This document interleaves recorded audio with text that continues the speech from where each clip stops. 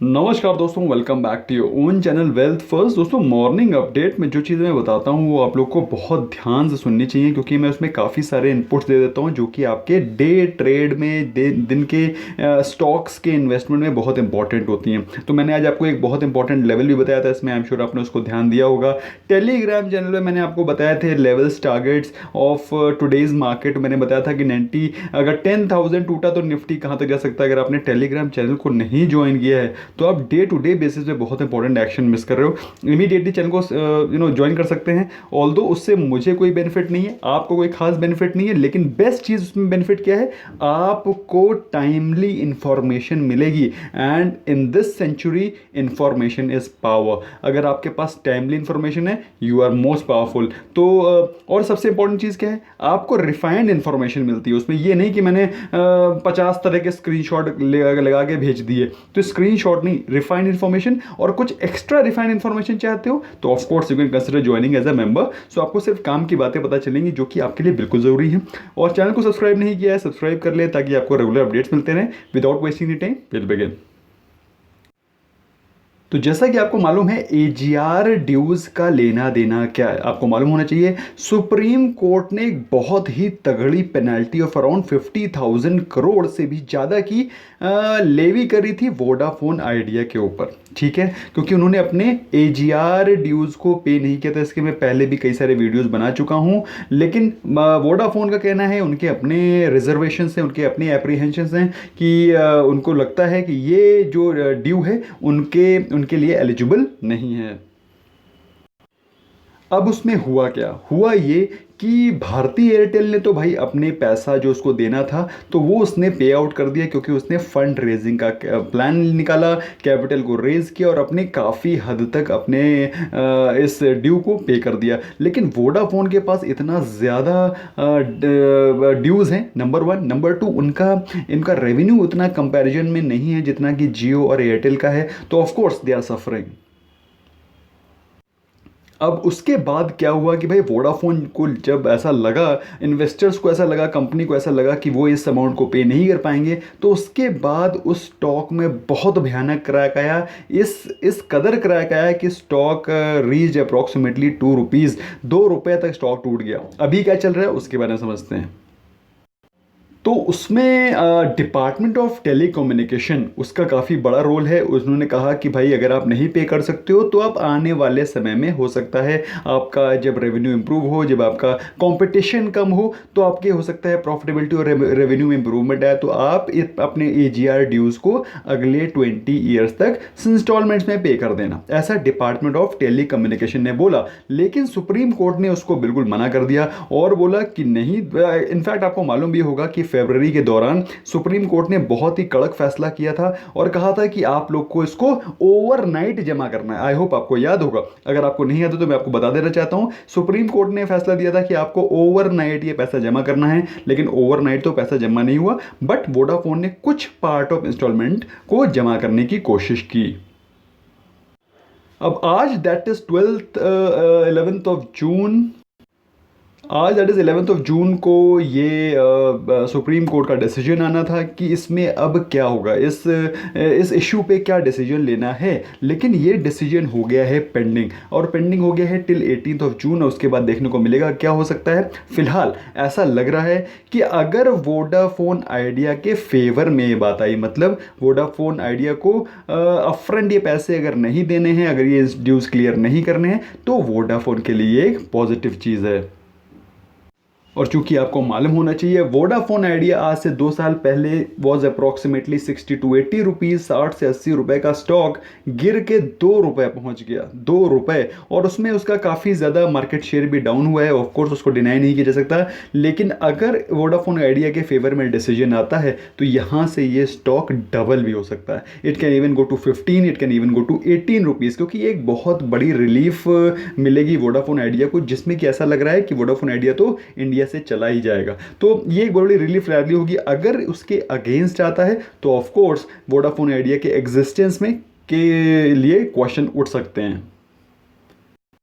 दूसरा इस AGR dues में जो प्लेयर है वो है भारती एयरटेल। तो भारती एयरटेल ने अप्रॉक्सीमेटली 30,000 करोड़ रुपीस के एजीआर ड्यूज को ऑलरेडी पे कर दिया है बाय रेजिंग द कैपिटल। अगर इसके फेवर में आती है बात, मतलब कि अगर इनको इनका जो ड्यूज हैं, अगर सुप्रीम कोर्ट कहती है कि नहीं यस आप इसको बाद में दे सकते हैं, इसको पोस्टपोन कर सकते हैं, इंस्टॉलमेंट को धीरे धीरे पे कर सकते हैं, तो भारती एयरटेल के लिए डबल बेनिफिट की चीज़ है। पहली चीज़ तो उसका एजीआर के ड्यूज तो माफ़ हो ही गए, बल्कि उसको और जो थोड़ा मोड़ा पेंडिंग जो ड्यूज हैं वो धीरे धीरे दे सकता है, number one. Number two, Bharti Airtel इस समय काफ़ी ज़्यादा स्ट्रॉन्ग गेन कर चुका है मार्केट, और इस प्रकार की न्यूज़ इसके सेंटिमेंट को और ज़्यादा पॉजिटिवली फ्यूल करेगी, क्योंकि अगर कंपटीशन बढ़ेगा तो ऑफ कोर्स भारती एयरटेल को तो डेंट पहुंचेगा, but at the same time इसका जो कॉम्पिटिटर है रिलायंस जियो उसको भी डेंट पहुंचेगा।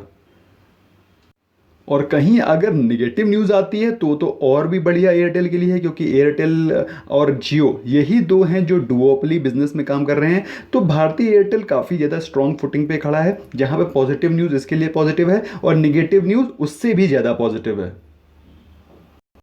अब आता है तीसरा प्लेयर रिलायंस जियो। रिलायंस जियो इस समय काफ़ी स्ट्रॉन्ग फुटिंग पे खड़ा हुआ है, क्योंकि उसके काफ़ी अच्छी फंड रेजिंग प्लान चल रहे हैं, फंड रेजिंग चल रही है। लेकिन अगर ये न्यूज़ वोडाफोन आइडिया के फेवर में आती है तो रिलायंस जियो के लिए सबसे बड़ा सेटबैक होगा, क्योंकि रिलायंस जियो ने अपना जो मार्केट को गेन किया है वो इन दोनों players that is Airtel and Vodafone के मार्केट शेयर को काट करके ही डेवलप किया है। ऐसा नहीं है कि रिलायंस जियो की सर्विसेज अच्छी नहीं है, there is of course there is a huge difference between the quality the Jio provides and of course the other provide. लेकिन एट द सेम टाइम अगर वोडाफोन आइडिया ग्राउंड को गेन करता है और वोडाफोन आइडिया को इस मार्केट में रहने का मौका मिलता है तो ऑफ कोर्स रिलायंस जियो के डिपेंडेंस, रिलायंस जियो की कस्टमरशिप पे इफेक्ट डेफिनेटली पड़ेगा। तो उसको आपने आज देखा भी कि रिलायंस जियो आज काफ़ी ज़्यादा वीक नज़र आया, क्योंकि लोगों को ऐसा लग रहा है कि हो सकता है कि वोडाफोन आइडिया के फेवर में डिसीजन आए, और इस कारण रिलायंस में आपको काफ़ी वीकनेस दिखाई पड़ी। इसके अलावा भी अगर कहीं उसके नेगेटिव में इम्पैक्ट आता है, वोडाफोन के फेवर में नहीं आता है, तो भी रिलायंस जियो पे कोई ज़्यादा पॉजिटिव इम्पैक्ट नहीं पड़ेगा, क्योंकि रिलायंस जियो में ऑलरेडी ये सारी चीज़ें फैक्टर इन हो चुकी हैं। तो रिलायंस जियो में गेन करने के लिए अभी कम बचा है, वेयर एज वोडाफोन आइडिया में गेन करने के लिए ही सब कुछ बाकी है। Vodafone Idea has hardly anything to lose. ज़्यादा से ज़्यादा क्या होगा, ये स्टॉक जो समय 10 रुपये पे चल रहा है वो ज़्यादा से ज़्यादा 5 रुपये पे हो जाएगा, दैट्स ऑल। लेकिन रिलायंस जियो के लिए it has a lot of things to lose. बात करें रिलायंस के बारे में, तो रिलायंस को आपको मालूम है कि बहुत ही शानदार कंपनी है। एक महीने में ऑलरेडी ये स्टॉक काफ़ी ज़्यादा चढ़ने के बाद ऑलमोस्ट 1580 1600 की लेवल के आसपास जा करके उसमें आज करेक्शन दिखाई पड़ा। पिछले एक साल के बारे में बात करें तो एक साल में इतने भयानक करेक्शन के बावजूद ये स्टॉक अपने लाइफ टाइम हाई पे फिर से पहुंच गया है, और 16% के आसपास की ग्रोथ दिखाई पड़ रही है ऑन ईयर बेसिस। लंबी दूरी के बारे में बात करें, 3 ईयर्स में रिलायंस हैज गिवन 130% रिटर्न्स, मतलब 3 साल में पैसे को डबल से भी ज़्यादा किया। 1 लाख को बनाया है 2,30,000। सो ये मल्टी बैगर कंपनी है, आगे भी यही परफॉर्मेंस रहेंगे। वोडाफोन के यस सेंटीमेंटल इंपैक्ट पड़ेगा, कुछ दिन का इंपैक्ट पड़ेगा, but Reliance Jio has grown too big now. अभी रिलायंस जियो का स्टैंडिंग काफ़ी ज़्यादा स्ट्रांग हो गया है। तो अगर आपको ये स्टॉक कहीं किसी गिरावट पे मिलता है, Reliance, I am talking about Reliance, तो I think this is a great price, great stock to buy for long term. और कौन से स्टॉक्स हैं जिनको की बेनिफिट मिल सकता है, उनमें से हैं इंडसइंड बैंक। और आप देख सकते हैं इस डिसीजन, इस वर्डिक्ट के पहले ही इंडसइंड बैंक ने एक दौड़ लगाना शुरू कर दिया, क्योंकि इंडसइंड का काफ़ी ज़्यादा पैसा इस पूरी कंट्रोवर्सी में फंसा हुआ है, स्पेशली एजीआर ड्यूज के चलते, क्योंकि इंडसइंड ने काफ़ी ज़्यादा लोन आइडिया को दे रखा है। अगर आइडिया सर्वाइव करता है तो ये इंडसइंड के लिए एक पॉजिटिव चीज़ होगी। आपको मालूम होना चाहिए इंडसइंड बैंक वो स्टॉक है जो कि करीब 1400 रुपए के आसपास चल रहा था। गिरते गिरते ये स्टॉक कहां 350 300 के लेवल्स पे आ गया, एंड 300 प्लस लेवल्स के बाद उस स्टॉक ने जबरदस्त रिकवरी दिखाई है, and it has come approximately 523 today. Now coming on to its performance, एक महीने में स्टॉक 20% अप है। देखिए 338 का उसने लो लगाया था, ज़्यादा नहीं, एक महीने के पहले, एक महीने के अंदर अंदर 300 के लेवल्स पे था, और वहाँ से इसने शानदार रिकवरी दिखाई है, 20% से ज़्यादा की। बात करें एक साल की, तो ये देखिए दोस्तों 1576 का प्राइस रेंज का स्टॉक आपको मिल रहा है 300 के मिल रहा था। लो बनाया था उसने 301 का, तो 301 से उसने थोड़ी सी रिकवरी दिखाई है। फिलहाल -67% चल रहा है। बात करें 3 साल के परफॉर्मेंस की, तो ये सारी की सारी गिरावट इस समय सबसे ज़्यादा हुई है, चूँकि ये वोडाफोन आइडिया का जो डेट है, स्पेशली जो बैड लोन्स हो सकते हैं, उसको फैक्टर इन करने की कोशिश करी है मार्केट ने। इस कारण इसके प्राइस को ज़बरदस्त तरीके से बीट डाउन किया। फिलहाल अभी आप देख सकते हैं पूरी की पूरी मार्केट काफ़ी ज़्यादा रिकवर कर गई है, लेकिन इंडसइंड बैंक ने अभी ये जो ग्रीन वाली, ये ब्लैक वाली लाइन है, ये आपको दिखा रही है 20 moving average, red line is showing you 50 moving average, green line is showing you 100 and blue line is showing you 200 day moving average. तो आप चार्ट अगर रीडिंग करते हैं तो आप पाएंगे कि मोस्ट ऑफ द स्टॉक्स ने अपने 100 डे के मूविंग एवरेज को रिक्लेम कर लिया था, लेकिन इंडसइंड ने अपने 50 डे के मूविंग एवरेज को क्लेम अभी ही किया है, और आज भी उसने काफ़ी तेज़ी से अप मूव दिखाने के बाद काफ़ी ज़्यादा कूल डाउन दिखाई पड़ रहा है, जो कि आपको कैंडल में भी दिख रहा होगा। दोस्तों मनी फ्लो इंडेक्स के बारे में बात करें, वो बता रहा है ओवर बॉट हो गया है स्टॉक, तो यहाँ से करेक्ट कर सकता है। तो मेरे हिसाब से आपको इंडसइंड बैंक में बाइंग करने की जल्दबाजी नहीं करनी चाहिए।